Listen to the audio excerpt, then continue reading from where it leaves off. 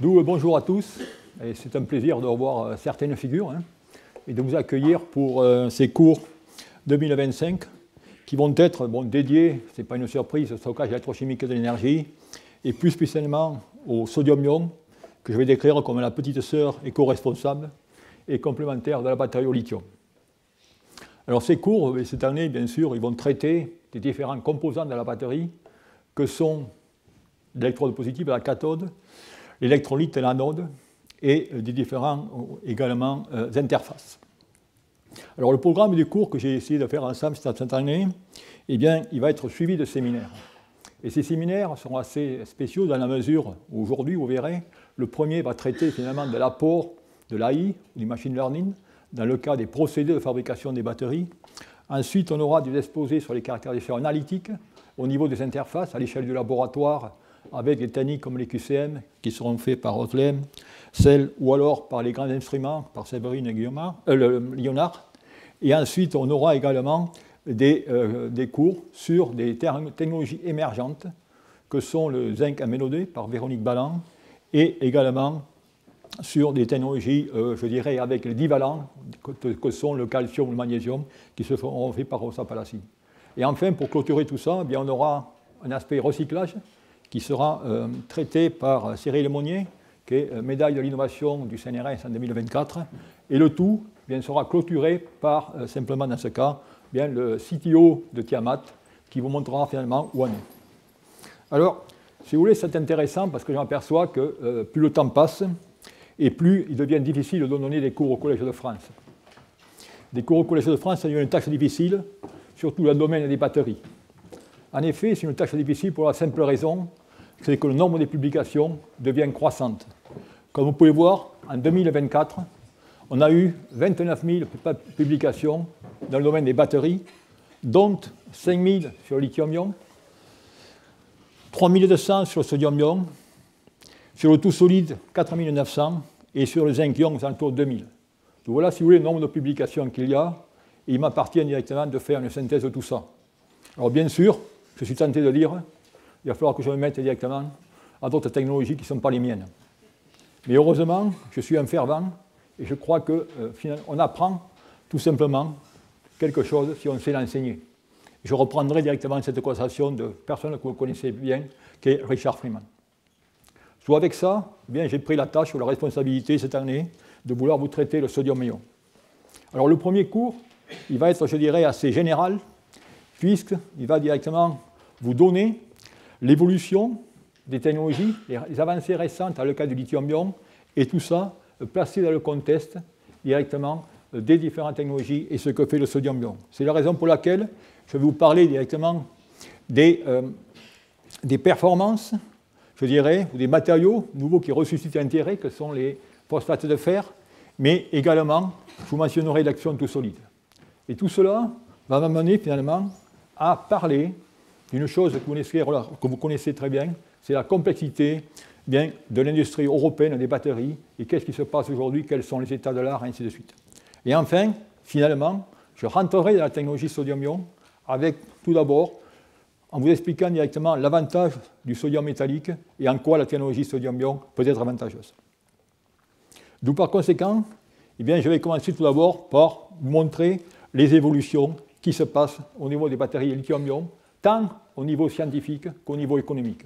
Au niveau scientifique, eh bien, on voit cette année l'intérêt croissant pour les matériaux riches en nickel pour obtenir, comme vous pouvez voir ici, des densités d'énergie qui peuvent aller jusqu'aux alentours de 400 Wh par kilogramme. Mais également, on note un intérêt ou un regain d'intérêt pour les technologies LFP ou LFMP. Pour les gens qui ne sont pas habitués, c'est le lithium fer phosphate et le lithium fer manganèse phosphate. Et ces matériaux, je vous le décrirai un peu plus longtemps. Et bien sûr, ensuite, toutes ces activités sont tirées, si je peux dire, par l'aspect, le business.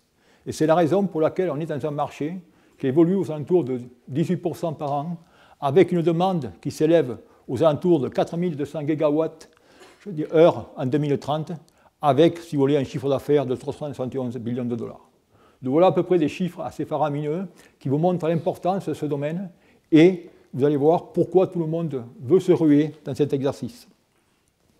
Alors bien sûr, tout cela est lié au développement de la véhicule électrique, à la production de batteries.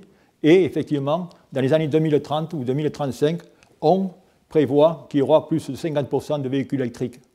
Et si on regarde ici la répartition finalement de ces gigawattheures entre les différents pays ou différents continents, bien, on s'aperçoit en rouge bien que la Chine est le leader. Et vous allez voir dans mes premiers transparents, dans la première partie de ce cours, je vais souvent revenir sur cette comparaison pour vous montrer où se situe, je dirais, le challenge, et ainsi de suite.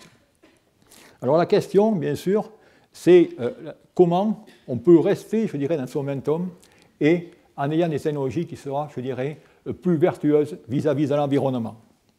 Alors en étant plus vertueuses à l'environnement, c'est un peu, je dirais, le retour d'intérêt sur ces fameux phosphates de fer qui sont indiqués ici. Et ça, c'est tout simplement des annonces qui ont été faites dans les 2 dernières années sur l'intégration de ces batteries à base de lithium FePO4 dans différents véhicules comme Tesla et autres, comme vous pouvez voir ici. Alors l'avantage de cette technologie, bien, je dirais, c'est au nombre de 4. La première, eh bien, c'est tout simplement la sécurité, dû au fait que le potentiel redox de ce système est à 3,4 volts, qui se trouve dans le domaine de thermodynamique et stabilité de l'électrolyte. Ensuite, il y a le coût associé finalement à l'abondance des matériaux. Il y a également la durée de vie, également associée à des réactions, je dirais, aux interfaces relativement minimes. Et enfin, et pas des moindres, c'est tout simplement l'aspect environnemental. Car vous voyez, quand ces batteries, vous avez quand même 43% de matériaux, de cathodes. Et cette cathode, comme on peut voir ici, eh bien, elle est faite tout simplement d'éléments comme les phosphates ou le fer qui sont très abondants. D'où, je dirais, d'un point de vue souveraineté et surtout d'éco-compatibilité, c'est un système qui est relativement intéressant. Cependant, un point faible à ce système, c'est sa densité d'énergie associée à son potentiel moyen de 3,4 volts. Et c'est là que tout récemment, un matériau qu'on connaissait bien dans le passé, qui est en train de refaire place. Et en même temps, ce qui est intéressant, et ça, je dirais, c'est des annonces récentes dans lesquelles il y a une astuce pour faire des batteries qui durent longtemps en y mettant tout simplement une prélithiation lors de la formation. Et c'est la raison pour laquelle certains prétendent que durant les 5 premières années, on n'obtient pas de dégradation de ces systèmes. Mais pour augmenter la densité d'énergie de ces systèmes, eh bien, il y a, je dirais, des composés dérivés qui sont des composés dans lesquels vous allez remplacer le fer par le manganèse. Et le fait de faire cela va vous permettre d'augmenter le potentiel de 3,4 volts à 4 volts. Et cela, eh bien, va entraîner automatiquement un gain en densité d'énergie. Et c'est la raison pour laquelle, là aussi, il y a des travaux conséquents qui se situent au niveau de cette phase lithium, fer, manganèse, phosphate. Avec cette compagnie, Gotion, qui a directement annoncé les capacités, je dirais, relativement impressionnantes et des autonomies même de 1000 km pour des véhicules électriques basant sur cette technologie. Alors cette technologie, eh bien, elle a définitivement l'avantage au niveau de densité, au niveau également sécuritaire, mais bien sûr, on utilise du manganèse plutôt que du fer, et là, il y a un compromis au niveau de la résistance. C'est-à-dire qu'on a une résistance ou une impédance interne de l'accumulateur qui est relativement plus grande, et c'est la raison pour laquelle aujourd'hui, on va trouver des approches, je dirais, je peux dire mitigées, dans lesquelles on va faire des composites avec les matériaux lamellaires NMC et le lithium fer phosphate.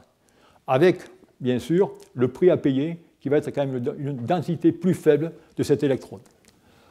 Et ensuite, la question qui se pose aussi, c'est au niveau du recyclage, quel va être l'incentive de recycler un matériau dans lequel vous avez du fer et du manganèse. Bien sûr, il y a, je dirais, la valeur ajoutée va dépendre du coût du lithium carbonate à cette époque-là. Donc voilà, si vous voulez, ce qui se passe, je dirais, à ce niveau des lithium phosphates. Alors ensuite, eh bien, ces matériaux, comme vous pouvez voir, ils ont pénétré déjà le domaine du véhicule électrique. Si vous regardez ici ce qui se passait déjà en 2023, vous voyez certaines compagnies qui ont déjà planifié l'utilisation du LFP, je dirais, dans leur production, avec des Volkswagen, Daimler. Bien sûr, en Chine, cela a été implanté depuis un moment. BYD, depuis 2017, a déjà implanté ces systèmes, et ainsi de suite. Et si on regarde la situation qui est prévue pour 2030, eh bien là, comme vous pouvez le voir, tout est en train de changer drastiquement, puisqu'il n'y a pas un seul constructeur automobile qui n'a pas directement prévu de rentrer directement la chimie LFP dans ces batteries pour le véhicule électrique. Et vous voyez ici, toutes les compagnies, je peux en mettre d'autres, eh bien, non seulement ont l'intention de le faire, mais ont également, je dirais, à des quantités relativement importantes, puisqu'on est en train de parler de 30% ou de 50% d'implantation eh bien, de cette technologie LFP. Tout ça, c'est un changement drastique qu'on va retrouver quand on va parler plus tard, finalement, des Gigafactories en Europe. Et je pourrais vous mettre plusieurs planches sur cette, je dirais, sur glissement du NMC vers l'FP, et je pense que celle-ci va directement résumer à peu près le tout, dans lequel vous avez ici toutes les sortes de technologies qui existent aujourd'hui, que ce soit les technologies polyanioniques, comme indiqué ici, ou les technologies lamellaires. Et vous voyez, au fur et à mesure des années, vous avez cette bas partie du graphe qui représente les lamellaires NMC, et vous voyez que directement la pente décroissante au profil eh bien, de ces technologies LFP. Et ce qui est intéressant, c'est que regarde maintenant en haut de ce graphe, vous apercevez effectivement la technologie LFP-MP dont je vous ai parlé, et la technologie sodium-ion en noir, qui est certes pas importante, mais qui arrive et qui va rentrer dans le marché, et on verra comment et pourquoi. Alors vous avez bien compris qu'aujourd'hui, eh bien, on est en train directement de shifter de l'utilisation de ces lamellaires à ces phosphates. Et ça, la question qu'on peut se poser, quelles vont être les conséquences pour nous en tant qu'Européens? Eh bien, je vais essayer de vous expliquer cela sur ce transparent, qui va avoir plusieurs graphes. Le premier, c'est finalement les demandes dans l'FP par secteur, et pas une surprise, d'après ce que je vous ai montré. Vous voyez que c'est bien le secteur de l'automobile qui va directement demander aux alentours de 80% de LFP. Si on regarde au niveau des coûts, on s'aperçoit que les coûts, ici, peuvent varier aux alentours de 8 à 9 dollars du kilogramme en 2020, jusqu'à aujourd'hui en 19 dollars en 2025. Et cela, bien sûr, est lié au prix du carbonate de lithium qui va finalement réglementer l'apport ou, je dirais, l'utilisation de certaines technologies. Par contre, ce qui est plus important, c'est que si on regarde finalement où est-ce que le LFP ou LFP est produit aujourd'hui, on s'aperçoit finalement que c'est la Chine qui domine à 100% totalement la production de ces matériaux. Et pour ceux qui s'intéressent à cela, vous avez directement, certainement lu il y a de cela 2 ou 3 semaines, que la Chine menace également directement de ne plus exporter de LFP en Europe. D'où la question qu'on peut se poser, c'est qu'est-ce qu'on a fait, pourquoi nous? Eh bien malheureusement, l'ironie du sort, je vais dire, c'est que le LFP est un matériau dont les brevets appartiennent, je dirais, à la France et aux États-Unis, et notamment avec Michel Armand. Les recherches de premier plan avaient lieu en France il y a de cela une dizaine ou une vingtaine d'années. Elles ont été abandonnées parce qu'il n'y avait pas d'intérêt. Et nos industriels ont délaissé le LFP parce qu'ils avaient des capacités moindres que l'NMC. Donc voilà, si vous voulez, la situation. Alors aujourd'hui, bien sûr, il faut directement réindustrialiser l'Europe.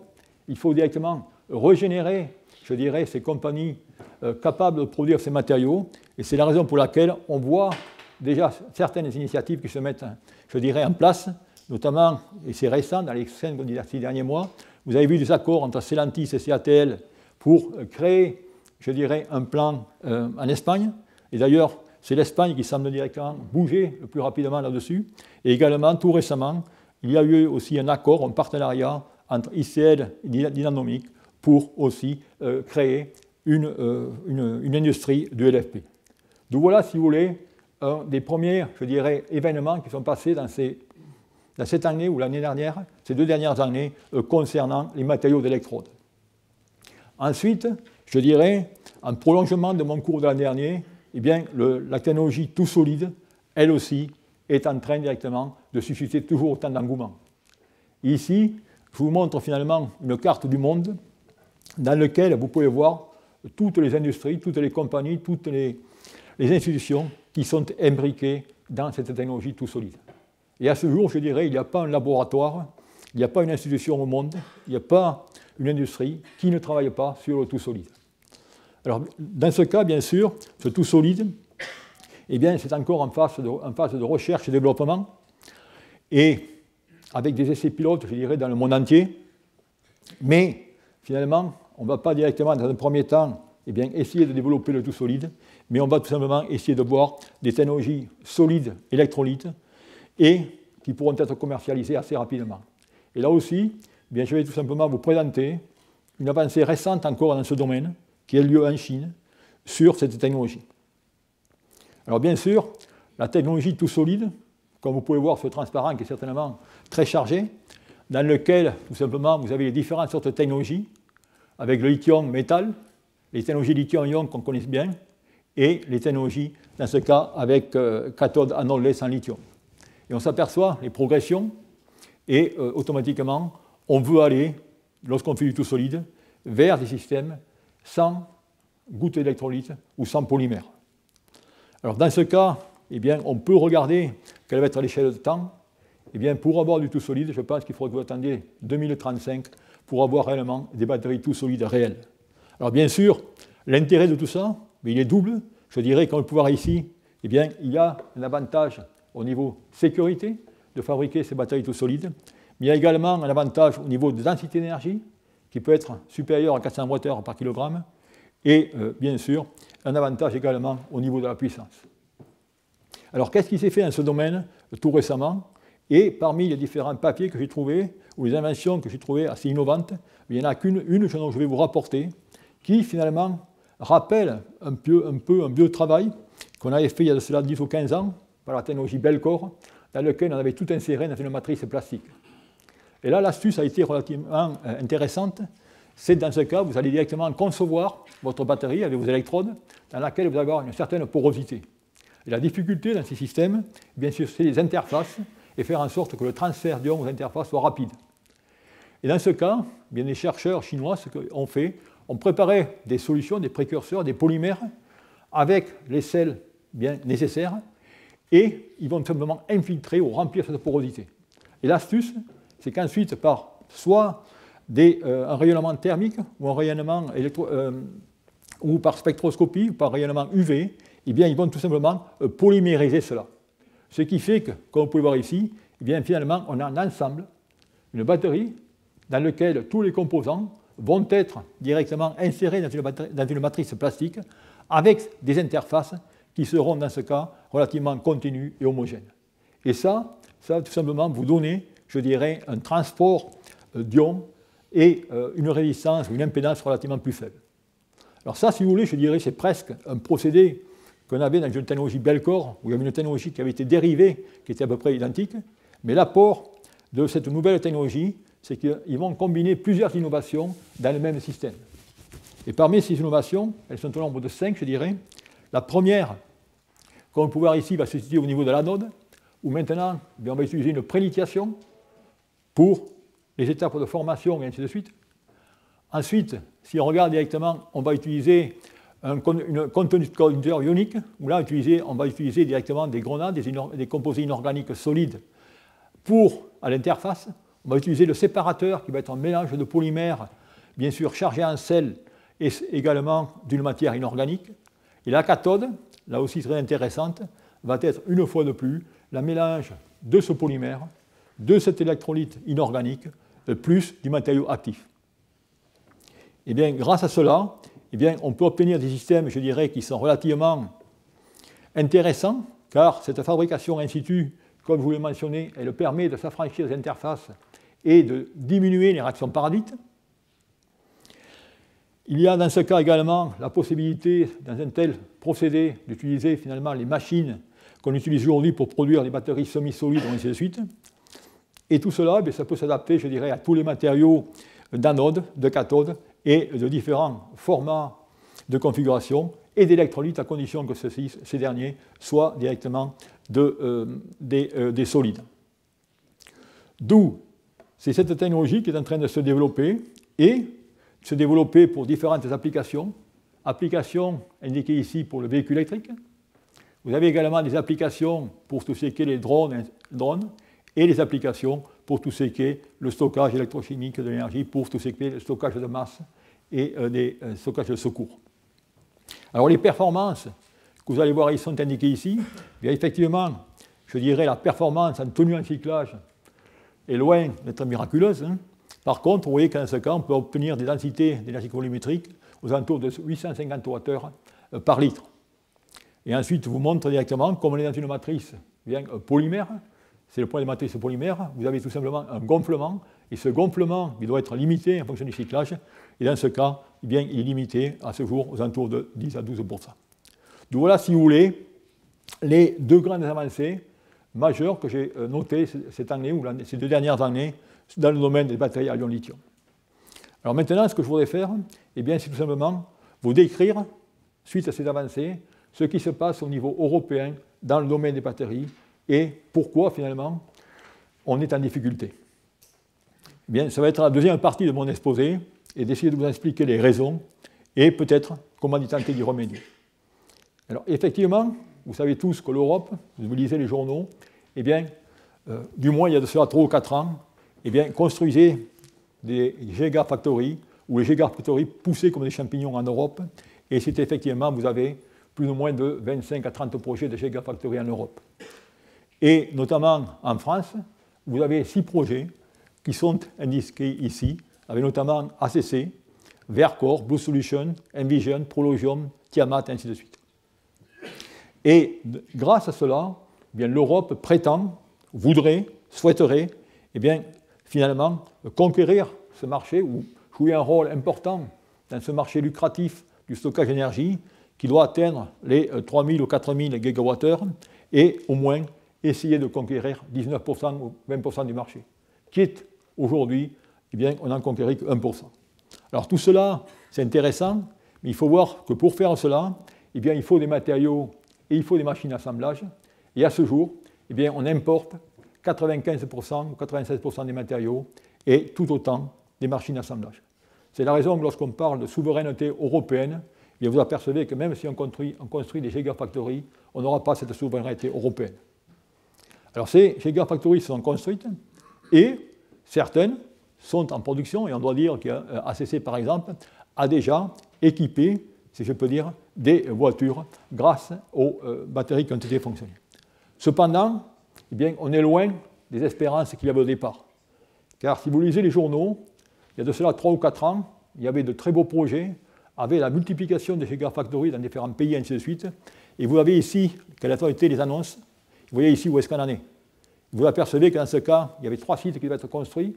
Un a été construit, il n'a pas atteint sa production, et pour le moment, les 2 autres sont mis en stand-by. La même chose, Norvolt, on y reviendra, ou Power. Et vous avez tous entendu, récemment en novembre, les difficultés que la compagnie Norvolt, qui était le fleuron, si je peux dire, européen des gigafactories rencontrait. Et là aussi, eh bien, il y a eu, je dirais, de sérieuses difficultés financières qui a ébranlé, je dirais, les fournisseurs, mais également qui a questionné beaucoup l'Europe sur la façon de faire sa politique au niveau des batteries, et ainsi de suite. Bon, je dirais, si je peux, un peu d'optimisme, c'est que les actionnaires de Norvolt ont décidé de poursuivre l'action, car c'était dommage de balancer plus de 6 milliards à l'eau, d'où ça va être directement poursuivi, dans quelles conditions, on verra. Mais pour, si je peux dire, résumer, accentuer cela, eh bien, c'est vraiment la difficulté aujourd'hui que les gigafactories ont. Et ça, j'ai repris un transparent ou un graphe qui avait été utilisé par Vincent Yan lors d'un forum qu'on a vu au Collège de France, qui montre effectivement la plupart certains des projets sont annulés, sont gelés. Vous voyez ici la projection des gigafactories qui vont être construites. Vous voyez déjà, certaines n'ont pas été construites, d'autres ne le seront pas. Ensuite, eh bien, si on regarde la demande, finalement, en bleu, eh bien, vous voyez que la demande, qu'on pouvait voir aussi, n'est pas comme escompté au départ. Ça, c'est la capacité de production, mais aujourd'hui, on est encore loin de cette capacité de production. D'où la question que vous pouvez vous poser, c'est finalement pourquoi, quelles sont toutes ces difficultés. Eh bien, en première lecture, en première analyse du système, eh bien, on s'aperçoit d'abord qu'il y a eu directement une baisse des ventes du véhicule électrique au profit du véhicule hybride, pour la bonne et simple raison que certains pays, dont notamment l'Allemagne, ont supprimé toutes les subventions. Il y a également une hésitation entre le passage de LFP au LFP qui va modifier l'écosystème, je dirais, européen basé sur NMC. Il y a, très important, la complexité non anticipée de développer des chaînes de production et de produire des batteries de qualité. Et on verra d'ailleurs par la suite comment peut-être l'intelligence artificielle va pouvoir nous aider à être plus rapide là-dessus. Et enfin, il y a une compétitivité asiatique, je dirais, sans merci. Et c'est la raison pour laquelle je prendrai cette citation qui a été prononcée par Vincent Yan, « L'Europe des batteries s'apprête à traverser la vallée de la mort ». D'où on va être un peu plus euphorique et on va voir un peu pourquoi directement on est dans cette situation. Eh bien, la situation, si je peux dire, elle est relativement simple. Elle va être tout simplement reposée sur 3 facteurs si on veut être compétitif. Le premier, parce que vous faites directement des batteries, il va falloir de l'énergie. Et si on regarde par rapport à la Chine, on s'aperçoit directement qu'en Europe, on paie l'énergie 3 fois plus cher, ou le coût est 3 fois plus important qu'en Chine. Si on regarde au niveau des matériaux, eh bien, là aussi, on veut faire des batteries, mais on n'a pas des matériaux, on est obligé de les importer, comme on importe les machines d'assemblage. Et là aussi, il faudra directement, certainement, regarder ou explorer ou développer l'extraction et le raffinage. Et enfin, là aussi, tout simplement, il nous manque des experts, il nous manque des talents dans l'Europe pour directement ces nouveaux métiers que génère directement l'implantation et le développement de ces gigafactories. D'où, je dirais, il faut accélérer aussi tout ce qui est la formation et l'insertion. D'où la question qu'on peut regarder, qu'on peut se poser, c'est finalement comment remédier à ça et quelles sont finalement les leçons à tirer de la Chine à ce niveau. Mais je pense que les leçons sont relativement simples. C'est le besoin de créer une industrie européenne des batteries qui va s'appuyer sur une chaîne de valeur efficace et souveraine, c'est-à-dire avec des matériaux, des machines d'assemblage, des équipements, et tout au niveau européen, et ainsi de suite. Alors cette chaîne de valeur, eh bien, automatiquement, elle est complexe, et là aussi, cette chaîne de valeur, eh bien, elle ne se décrète pas, il faut la construire, elle va se construire au nombre des années, c'est-à-dire qu'il va falloir tout simplement voir au niveau de l'extraction des matériaux, comment on peut relancer ces systèmes d'extraction, et tout cela dans un temps record. Il va falloir également regarder au niveau des matériaux, du raffinage de ces matériaux, et des points sur lesquels on a totalement ignoré, c'est tout ce que sont les équipements d'assemblage, dans lesquels aujourd'hui tout est directement importé de la Chine ou de la Corée. Et enfin, quand je parle des électrodes, il y a bien sûr les matériaux d'électrodes, il y a tous les composants que sont les séparateurs, ainsi de suite. Tout ça, eh bien, sont des industries qu'il va falloir directement mener, créer, et pour avoir cette chaîne de valeur. Alors cette chaîne de valeur, une fois de plus, eh bien, elle est compliquée, je dirais, à établir, mais je peux vous assurer que c'est vraiment la force qui est nécessaire pour faire cela. Et en effet, une fois de plus, je m'excuse, je vais encore reprendre l'exemple de la Chine pour vous montrer directement la position qu'ont les Chinois sur toutes les ressources nécessaires à construire ou assembler ces batteries. Et vous voyez ici, avec, comme j'ai marqué, 3, je dirais, sections. Je dirais l'extraction, le processing, que j'appellerais le raffinage, et la production. Et vous voyez, ce qui est intéressant, c'est qu'au niveau extraction, mis à part, je dirais, certaines réserves, la Chine n'a pas beaucoup de réserves dans ces domaines.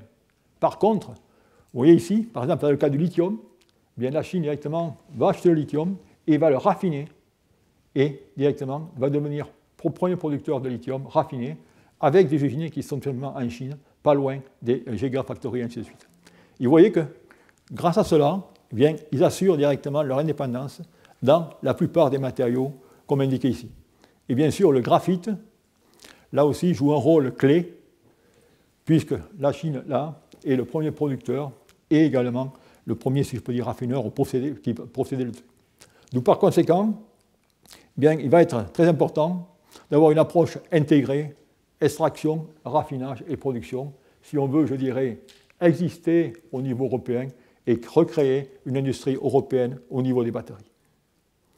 Alors la question que j'ai mentionnée, en citant Vincent Yan, je vous ai parlé de la vallée de la mort, et maintenant la question, est-ce que la vallée de l'espoir sera atteinte par l'innovation? Et là aussi, je vais vous dire, le challenge est énorme. Le challenge est énorme parce que même nous, en tant que scientifiques, il va falloir qu'on se bouge. Qu'on se bouge pour la simple raison que si on regarde directement la situation en 2003, on s'aperçoit qu'au niveau des papiers, bien là, je dirais, le classement était USA première, Japon deuxième et Chine troisième, avec 15% des publications. Si je regarde 10 ans après, eh bien, le nombre de publications est passé à 62%. Et vous voyez que le classement s'est totalement inversé. La Chine devient numéro 1, les États-Unis et la Corée. Alors vous allez me dire, ce n'est que des papiers. Si on regarde maintenant au niveau des brevets, bien voilà la situation au niveau des brevets. Et on s'aperçoit également qu'au niveau des brevets, bien vous apercevez directement que la Chine, là aussi, a pris les devants, et ainsi de suite. D'où par conséquent, eh bien, il faut, j'espère, l'espoir demeure, j'espère vous convaincre, mais il faut innover davantage et surtout plus vite. Donc c'est un peu, si vous voulez, comme ça que je vais essayer un peu d'introduire la technologie sodium-ion dans la suite. Alors en effet, innover plus vite, eh bien, ça veut dire que dans ce compte-là, il faut chercher de nouvelles technologies. Et voilà ce qui se passe. Et là, je fais un peu résumé de ce que je vous ai raconté jusqu'à maintenant, c'est-à-dire dans le cas des nouveaux systèmes où directement l'éco-compatibilité devient très importante. Et on a vu tout simplement que LFP, vu l'abondance, est en train directement de détrôner le NMC. On a vu que les matériaux au manganèse, et là aussi, on aperçoit qu'on a la technologie sodium-ion. Et ces technologies qu'on est en train de développer aujourd'hui, que ce soit l'FMP, sodium-ion ou à haute concentration en manganèse, eh bien, leur survie va dépendre tout simplement de notre aspect compétitif par rapport à cette technologie de base qui est le lithium-ion phosphate. D'où par conséquent, il ne faut pas perdre espoir, et je pense directement, le sodium-ion est peut-être un espoir pour nous, car l'Europe est une des pionnières, ou du moins l'un des pionniers dans cette technologie qui est en train de se développer et qui est commercialisée, comme je vous mentionnerai dans ce cours. D'où par conséquent, eh bien, cela m'a permis, j'espère, de vous donner finalement un aperçu de la situation des batteries en Europe, lithium-ion, et maintenant je vais rentrer plus dans le vif du sujet sur cette technologie sodium-ion. D'où par conséquent, on va voir finalement cette technologie sodium-ion que je vais introduire tout d'abord en vous rappelant quels sont finalement les matériaux spécifiques, l'avantage du sodium-ion par rapport au lithium-ion, et là aussi le positionnement par rapport aux autres technologies. Alors tout d'abord, le sodium-ion. Pourquoi? Bien pourquoi? Pour la bonne et simple raison, c'est que si on regarde aujourd'hui quelles sont les réserves en lithium, eh bien on s'aperçoit, comme indiqué ici, si on se projette jusqu'en 2030, vous avez ici les histogrammes qui vous montrent les tonnes de lithium nécessaires, qui seront nécessaires selon les courbes de croissance que je vais montrer en 2030. Et vous apercevez ici en rouge, eh bien tout ça, c'est tout simplement le pourcentage de lithium qui est produit pour les batteries en fonction de la production totale. Et vous apercevez qu'en 2030, tout le lithium qui est produit devra être utilisé pour les batteries. D'où ça présente quand même une difficulté. Ensuite, eh bien, je vous ai parlé également du stockage électrochimique d'énergie et des applications véhicules électriques. Et vous avez une application qui est aussi importante, c'est les renouvelables et tout ce qui est l'énergie renouvelable. Et là aussi, eh bien, vous avez ce graphe qui est relativement intéressant. Voilà tout simplement ce que j'aurai directement avec le lithium, et voilà tout dont j'ai besoin. Donc, par conséquent, vous apercevez que finalement, il y a une limitation, je dirais, très très importante, car le lithium sera, car je dirais c'est une technologie de pointe, qui a des densités d'énergie relativement intéressantes, sera pour sûr, je dirais, le moyen de stockage d'énergie pour le véhicule électrique et pour les applications dans la mobilité, mais pour tout ce qui est stockage de masse et tout ce qui est réseau, ainsi de suite, définitivement, on aura recours à des technologies beaucoup plus abondantes, beaucoup plus vertueuses dans l'environnement, que sont certainement le sodium-ion, le zinc MnO2 ou autres. D'où la question, c'est pouvons-nous opter pour le sodium et quels sont les avantages? Alors les avantages du sodium, ils sont relativement, je dirais, importants. Ils sont importants, ils se situent directement au niveau de la répartition, comme vous pouvez le voir ici, dans lequel, dans ce cas, eh bien, au contraire, je dirais, du lithium qui est très localisé, mais le sodium, vous le trouvez partout dans le monde. Ensuite, bien l'abondance. Il est beaucoup plus abondant que le lithium, et là je vous mets un facteur 1000, mais certainement plus important. Et enfin, le coût, et ça c'est un coût, c'est important, c'est finalement le coût du lithium carbonate par rapport au sodium carbonate, et c'est ce coût qui va faire fluctuer finalement je dirais, la prépondérance de ces technologies. D'où par conséquent, on va tout simplement voir quelle est la facilité de cette technologie sodium-ion, qui est finalement un clone du lithium-ion. Alors, puisque je vous parle du sodium, je vais vous faire quand même un peu d'historique, il faut que vous sachiez c'est quoi le sodium, d'où il vient. Bien, le sodium, bien, il a été tout simplement isolé pour la première fois par Sir Humphrey Davy par électrocatalyse. Et en même temps, eh bien, il a été synthétisé par Gay-Lussac et Thénard, dont le nom est sur une plaque à l'entrée du collège, par une réduction de température par du carbone et de la fonte. Ensuite, bien, cet élément a été baptisé, si je peux dire, par Jacob Berzelius, qui en 1814 a donné le nom sodium à cet élément, et en même temps, il a été caractérisé pour ses propriétés physiques. Une des propriétés physiques qui est bien connue du sodium, c'est tout simplement son spectre d'émission, avec le doublet D du sodium, c'est-à-dire deux bandes qui sont à 569 et 569,8, qui sont responsables de la couleur blanche orangée du sodium, et qui expliquent pourquoi eh bien, ce métal ou sa vapeur est utilisé tout simplement dans des lampes que vous trouvez le long des autoroutes, et ainsi de suite. Ensuite, eh bien, il faut y passer à la synthèse à la grande échelle. Et là aussi, on va retrouver la compétition entre les deux procédés. Procédé chimique, ça a été le travail de Sinclair-Deville, qui, là, une fois de plus, a utilisé la réaction de carboréduction aux températures avec du carbone ou de la fonte, ou du fer. Et ensuite, les procédés d'électrolyse. Tout d'abord, le procédé Kastner-Kellner, qui, dans ce cas, est une électrolyse dans un milieu qui n'est pas tellement sympathique, avec de sodium-mercure. C'est la raison pour laquelle ce procédé a été ensuite directement remplacé par le procédé Downs, travail qui a eu lieu à Dupont-de-Nemours aux États-Unis, dans lequel aujourd'hui, eh bien, on arrive à faire l'électrolyse ou la préparation du sodium à partir d'une électrolyse de sodium chloride et avec un ajout de dichlorure de calcium. L'ajout de ce dichlorure de calcium a simplement pour but d'abaisser le point de fusion directement du fondu et automatiquement de rendre la synthèse beaucoup moins énergétique. Et grâce à cela, eh bien, on obtient cet élément sodium que beaucoup d'entre vous ont utilisé, qui arrive en bloc. Et ce bloc, bien sûr, on est obligé directement de le réserver ou le stocker sous un mortier de gaz inerte ou alors dans l'huile, comme on le trouve souvent, pour éviter la formation de Na2O ou alors de peroxyde de sodium Na2O2. Donc voilà, si vous voulez, cette recherche sur le sodium. Alors ensuite, sur le sodium-ion, bon, là, la recherche, je dirais, est tout aussi glorieuse, mais ce n'est pas bien scientifique. C'est Jules Verne qui avait déjà prévu directement, il y a de cela 200 ans, dans son roman directement « 1000 lieues sous les mers », où le sodium serait un élément très important. Donc voilà, si vous voulez, pourquoi. Eh bien, aujourd'hui, on est sur le sodium, et finalement, ça n'a pas été une grande découverte, c'est plutôt on a utilisé directement ce que les visionnaires avaient déjà prévu 200 ans avec nous. Donc maintenant, pour aller plus en détail, quelle va être la spécificité du sodium par rapport à d'autres éléments? Eh bien, tout d'abord, il y a certaines caractéristiques qu'il va falloir que vous rappeliez pour comprendre ce cours par la suite. C'est tout d'abord que le lithium est bien plus petit que le sodium, comme vous pouvez le voir ici. Ensuite, il y a une énergie d'ionisation qui est plus petite pour le sodium, et ça va être très important. Point de fusion, très important aussi au niveau des dendrites, de la dureté des dendrites. Et bien sûr, lorsque je vais avoir directement un aspect pratique, c'est tout simplement la masse du lithium et du sodium, dans laquelle vous avez un facteur 3. Donc voilà, si vous voulez, les caractéristiques qui indiquent tout simplement la différence entre ces deux éléments.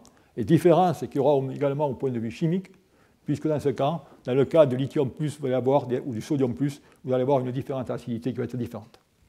Ensuite, eh bien, si je regarde à cette, finalement, énergie d'ionisation, vous apercevez que cette ionisation, eh bien, elle va décroître au fur et à mesure que je vais tout simplement descendre le tableau périodique, c'est-à-dire que les ions alcalins deviennent plus électropositifs au mesure que je descends. Et ça veut dire que le métal avec la plus haute énergie d'ionisation doit être le moins réducteur des alcalins. OK? Si vous ayant dit cela, si je vous présente ce graphe, vous allez avoir un problème. Parce qu'effectivement, vous apercevez que le lithium, eh bien, il ne suit pas tout simplement la courbe. Mais il ne suit pas tout simplement la courbe pour la simple raison, c'est que lorsqu'on regarde directement ce potentiel de réduction, ou ce ΔG, va dépendre bien sûr ΔG d'ionisation plus ΔG de solvation.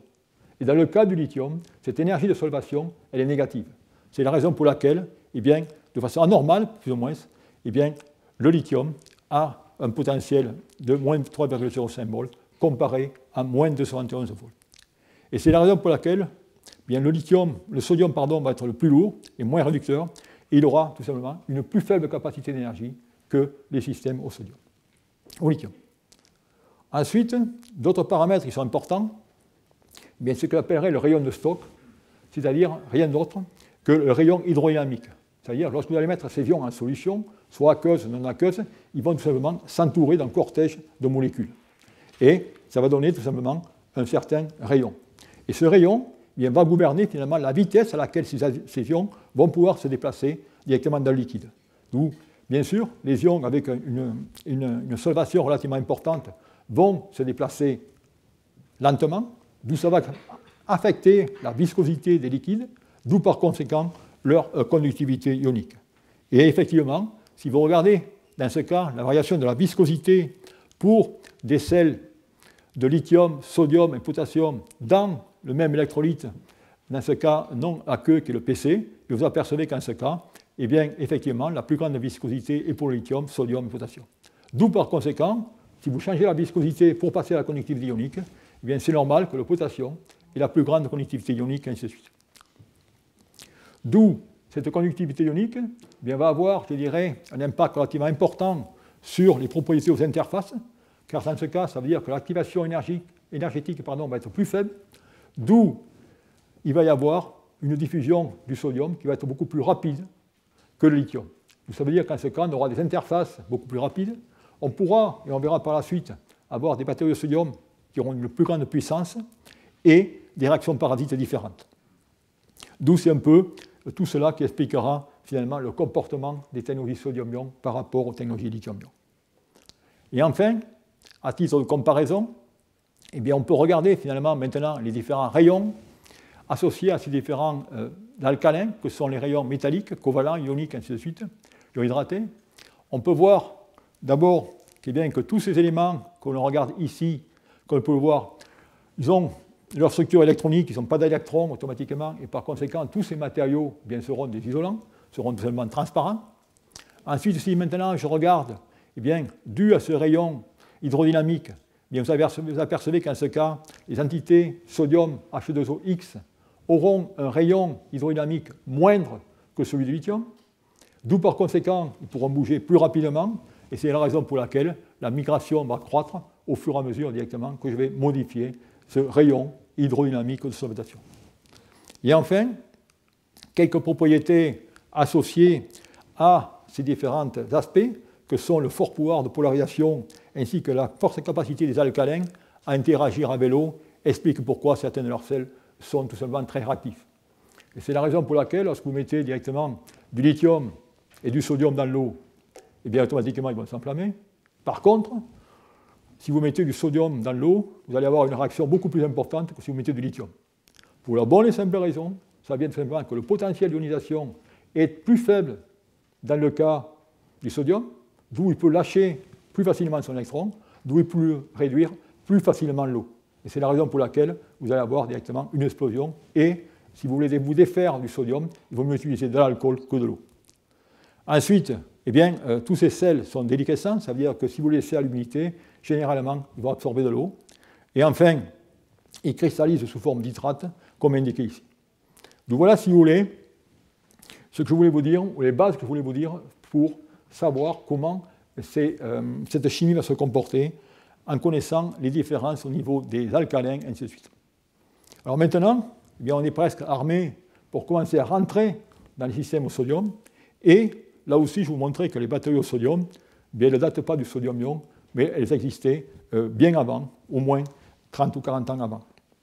En effet, la première batterie sodium-ion est une batterie qui a été, développée à la compagnie Ford dans les années 1960 et qui est tout simplement, dans ce cas, la technologie sodium-soufre, qui est un système qui opère à haute température. Alors, cette technologie, elle opère en potentiel 2,1 volts, sont les réactions indiquées ici, qui consistent simplement à une réduction du soufre par le sodium pour donner ce polysulfure. Et vous avez ici le schéma classique d'un accumulateur, mais cette technologie a été développée. La réaction chimique, elle est relativement classique, c'est une réduction du soufre par le sodium pour donner un polysulfure. Par contre, la mise directement en forme, ou la réalisation de cette batterie, nécessitait d'avoir un conducteur ionique au sodium. Et c'est là, la beauté de la découverte de cet électrolyte, qui est l'électrolyte sodium-bêta-alumine, dont la structure, ou la formule Na-Al11O17 est indiquée ici. C'est une structure qui consiste simplement avec, des clusters de Al2O3 qui sont directement entassés dans ce plan, séparés entre eux par un plan de conduction à l'intérieur duquel vous trouvez directement les atomes de sodium avec de nombreuses lacunes et les plans sont directement connectés par les oxygènes. Ce qui fait qu'ils forment un nid d'abeilles au sein duquel le sodium va diffuser rapidement. Et c'est grâce à cela que ce matériau a une conductivité ionique à 300 degrés de 10-3 Siemens par centimètre, qui est l'équivalent de la conductivité ionique de l'acide sulfurique. D'où ce matériau a été très utilisé, et là aussi, l'astuce et la difficulté, c'est tout simplement de créer finalement des séparateurs, dont la forme est indiquée ici, à l'intérieur duquel vous allez directement construire votre accumulateur sodium-soufre, avec à l'intérieur le sodium, à l'extérieur le soufre, et ainsi de suite. Et lorsque vous allez décharger, bien, tout simplement, le sodium va être oxydé à l'électron négatif, il va directement passer à l'électrode positive au travers de l'électrolyte pour réagir avec le soufre et former les polysulfures. D'où voilà, si vous voulez, cette technologie. Alors, cette technologie, eh bien, elle va vous donner un potentiel, je dirais, moyen. J'ai mis 2,5 volts, c'est un potentiel qui est plus bas, qui est plutôt aux alentours de 2,30 ou un truc comme ça, avec les performances indiquées ici, aux alentours de 110 Wh par kilo, 400 Wh par litre, ainsi de suite. Et cette technologie, eh bien, a été développée, mais développée seulement par une seule compagnie, d'ailleurs. C'est une seule compagnie, qui est NGK au Japon, qui a développé cette technologie. C'est une technologie donc qui a vocation à servir dans tout ce qui est le stockage de masse pour tout ce qui est énergie renouvelable, c'est-à-dire éolienne et également panneaux photovoltaïques, à lisser les énergies ou également à servir de secours en cas de panne. Et d'ailleurs, EDF a un plan de 1 MW à La Réunion pour baser sur cette technologie. Alors cette technologie est très intéressante, mais elle a quand même des risques. Elle a des risques au niveau sécurité, car il y a 4 ou 5 ans de ça, il y a eu un problème sur une des stations, ce qui fait que la production ou le fonctionnement de ces batteries a été tout simplement fermé pendant 1 an. Et tout simplement, car il y a une seule compagnie qui s'est fait ça. D'où ça vient? C'est tout simplement le tube d'aluminium que je vous ai montré, et bien, qui travaille à 300 degrés, il peut y avoir des fractures, et s'il y a des fractures, bien sûr, ça va directement conduire à des défaillances. Ensuite, on travaille à 300 degrés avec des liquides fondus. Il y a des problèmes associés à l'étanchéité finalement hermétique de ces systèmes.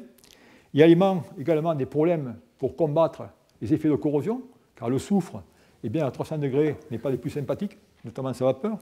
Et enfin, ces systèmes aussi, il faut bien penser qu'ils travaillent toujours à 300 degrés.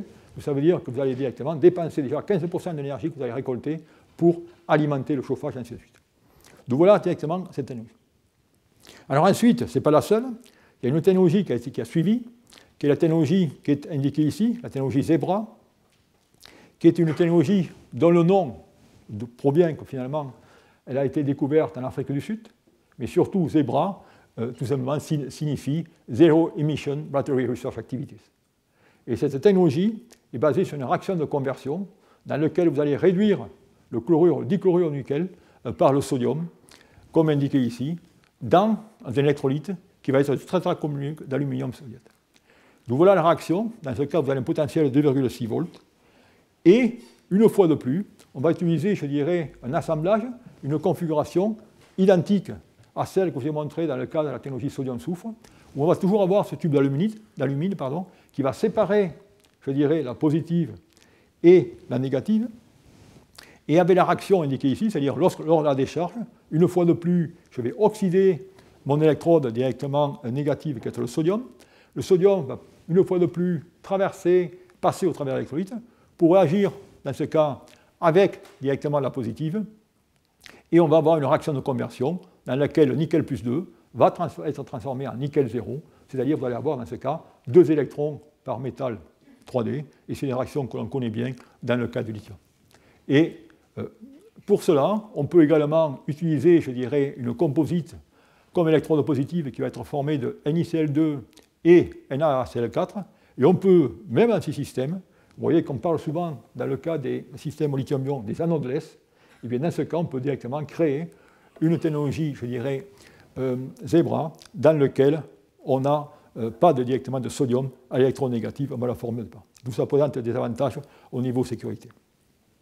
Et cette technologie, eh bien, sa courbe, je dirais, où ces performances de décharge sont indiquées ici. Vous voyez effectivement le potentiel à 2,5 volts, avec un second plateau ici, aux alentours de 2,3 volts. C'est voilà les performances du système. Et c'est des systèmes qui ont été, du moins à l'époque, conçus pour des applications de la mobilité, comme on voit ici. Donc voilà, si vous voulez, ce que je voulais vous raconter sur ces deux technologies que sont la technologie sodium-soufre et la technologie de conversion NiCl de sodium.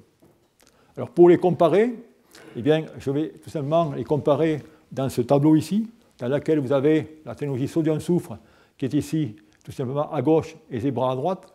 En termes de performance, je dirais qu'il n'y a pas de grande différence, elles opèrent toutes à des températures de 270 à 350 degrés.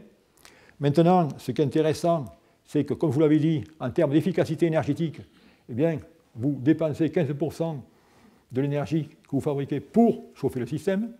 Ensuite, en termes d'avantages, eh bien, la technologie sodium-soufre présente un avantage au niveau puissance par rapport à celle Zebra, qui, elle, a un meilleur avantage au niveau densité en raison de ce potentiel. Et enfin, au niveau des applications, eh bien, l'une est plus vouée à des applications de ce que je dirais de réseau, ainsi de suite, par rapport à la technologie Zebra, qui est plutôt vers la mobilité électrique. Mais là aussi, ces systèmes aujourd'hui ne sont pas quand même les plus performants, compétitifs sur ce qu'on a. Et enfin, je dirais, les inconvénients, eh bien, c'est quand même l'aspect sécuritaire qui est associé, une fois de plus, à cet séparateur qui est l'alumine, qui peut, avec des conditions d'utilisation, se fracturer, ainsi de suite. D'où, par conséquent, eh bien, comme vous pouvez voir ici, eh bien, il y avait un besoin réel de voir si on pouvait porter cette chimie qui est à 300 degrés, essayer de faire de la même chimie à température ambiante. Et c'est là que va arriver le sodium-ion. Alors le sodium-ion, eh bien, pourquoi les batteries sodium-ion? Là, je vais peut-être être un peu répétitif, si je peux dire, par rapport à un ou deux transparents. Pour la bonne et simple raison, eh bien, c'est que, là aussi, à partir directement de la matière première, dans lequel, eh bien, dans le cas du sodium, eh bien, là, je dirais, l'abondance est limitée et le coût est attractif par rapport au lithium. Il y a également l'aspect abondance. Et vous voyez que dans le cas du lithium, puis on est réglementé par le triangle, je dirais, les producteurs de lithium que sont finalement l'Argentine, la Bolivie et le Chili. Ensuite, au niveau, je dirais, des méthodes d'extraction, eh bien, dans le cas du lithium, les sources de lithium sont, je dirais, de deux sortes. Soit vous avez des salars, des saumures, dans lesquels le procédé va consister tout simplement à évaporer l'eau et ensuite avoir des systèmes de purification et de précipitation. Mais tous ces systèmes, je dirais, ne sont pas tellement vertueux vis-à-vis de l'environnement au niveau de la quantité d'eau qui est nécessaire pour faire, je dirais, de telles extractions. Ensuite, il y a, dans ce cas, à partir des minerais, dans le cas du spodumène, ou, dans ce cas, effectivement, dans des concentrations par poids qui sont supérieures dans le cas des saumures. Mais là aussi, bien sûr, il faut avoir des procédés qui vont utiliser pas mal de température, et surtout, il faut faire de l'extraction qui va directement causer beaucoup de problèmes environnementaux, c'est-à-dire trouver un site d'extraction et avoir finalement l'accord de tout le voisinage pour pouvoir exploiter, ce qui risque de prendre des dizaines d'années. Quant au cas du sodium, eh bien, le procédé, je dirais, est relativement plus simple. On va prendre de l'eau de mer ou l'eau de lac. Ensuite, il va y avoir bien sûr le système d'évaporation pour avoir du chlorure au sodium. Et dès qu'on a du chlorure au sodium, il y en a des réactions, je dirais, qui sont relativement faibles. C'est le procédé Solvay, dans lequel on va tout simplement réagir ce chlorure au sodium avec du CO2 sous un fluide d'ammoniac pour former, après plusieurs étapes, eh bien, du sodium carbonate, comme on peut voir ici. Donc voilà, si vous voulez, l'intérêt d'avoir du sodium et l'abondance du sodium, et qui est responsable pour le coût nettement moindre du carbonate de sodium par rapport au carbonate de lithium. Ensuite, en termes d'autres avantages, eh bien, je dirais du sodium-ion par rapport à lithium-ion, et ça va venir au niveau des collecteurs de courant. Les collecteurs de courant, dans le cas du sodium-ion, eh bien, on va pouvoir tout simplement utiliser de l'aluminium, car dans ce cas, il n'y a pas d'alliage entre le sodium et l'aluminium, alors que cela, directement, n'est pas possible dans le cas du lithium, puisque vous allez avoir l'alliage lithium-X-aluminium.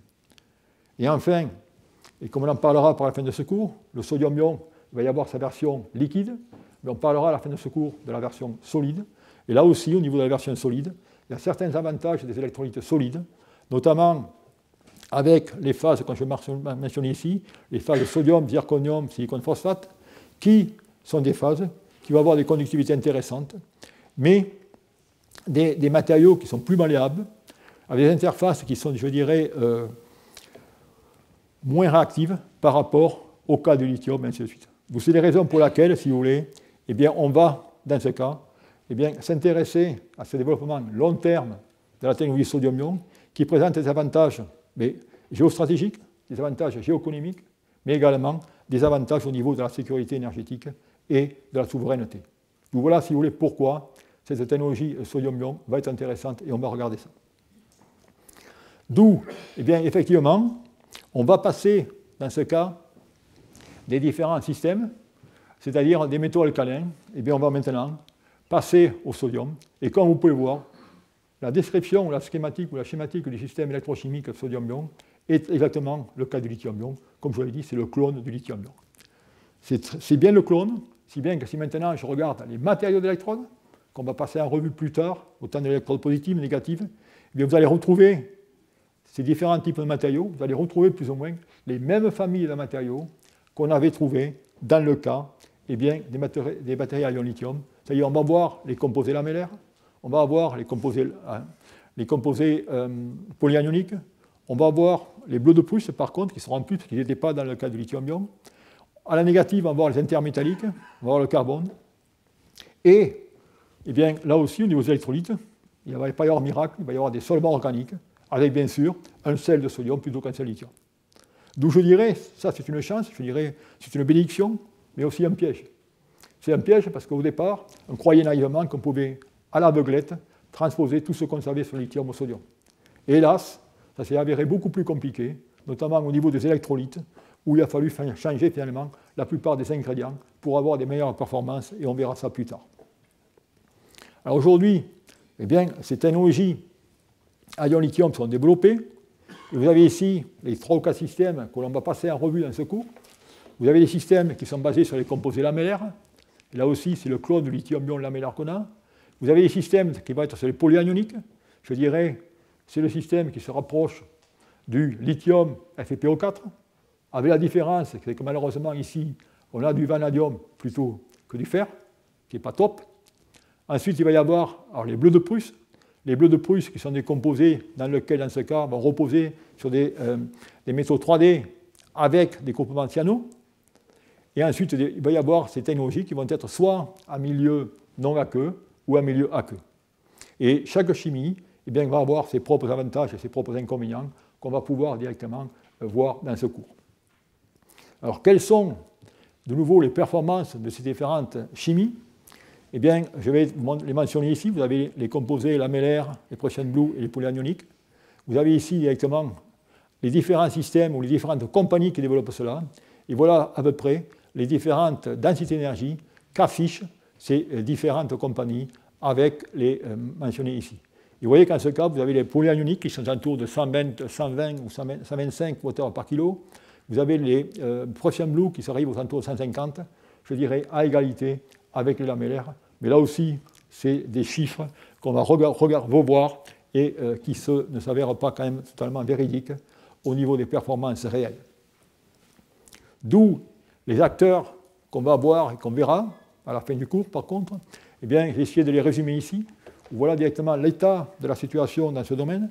Vous avez ici, finalement, la capacité sur l'axe des X, avec le nombre de cycles l'axe des Y, sur lequel vous avez les différentes compagnies, avec les points en rouge qui représentent les composés lamellaires, les points en vert qui sont les composés polyanioniques, et en jaune qui sont les bleus de Prusse. Et vous voyez que là, eh bien, on retrouve la plupart des compagnies qu'on va voir comme CATL, ainsi de suite, qui sont dans ces différents secteurs et dont on verra l'intérêt, pourquoi. Et là, vous avez aussi la technologie de Natron, qui est une technologie aqueuse, raison pour laquelle vous avez très peu, je dirais, de densité d'énergie, mais par contre, vous avez beaucoup, je dirais, de tenue en cyclage. Et enfin, pour terminer, eh bien, quel est le marché, ou comment on voit le marché de ces technologies? Eh bien, voilà, je dirais, c'est des études qui ont été publiées par Avicenne, dans lesquelles eh bien, on prévoit que dans les années, je dirais, 2030, eh bien, le sodium-ion prendra part à 8% du marché sur les batteries, dans les secteurs qui sont indiqués ici. Vous voyez que dans ce cas, le stockage de masse, comme mentionné, eh bien, est certainement le secteur qui sera le plus prisé pour ces batteries sodium-ion, suivi par, dans le cas du véhicule électrique, alors quand je dis le véhicule électrique, ce ne sera pas le véhicule électrique pur, ce sera vraiment des véhicules hybrides, car on va utiliser tout simplement la puissance de ces accumulateurs, qu'on verra par la suite, pour ces systèmes. Et enfin, dans le cas des 2 roues ou 3 roues, à la hauteur de 28 GWh. Donc, si vous voulez, voilà ce que je voulais vous raconter aujourd'hui pour cette introduction sur le contexte des batteries, le lithium-ion vis-à-vis du sodium-ion, et qu'est-ce qu'il y a dans le sodium-ion. Et là, je crois qu'on a tous les éléments maintenant pour, la prochaine fois, commencer sérieux sur les matériaux d'électrodes et voir leur pour, leur contre, ainsi de suite. Voilà, merci.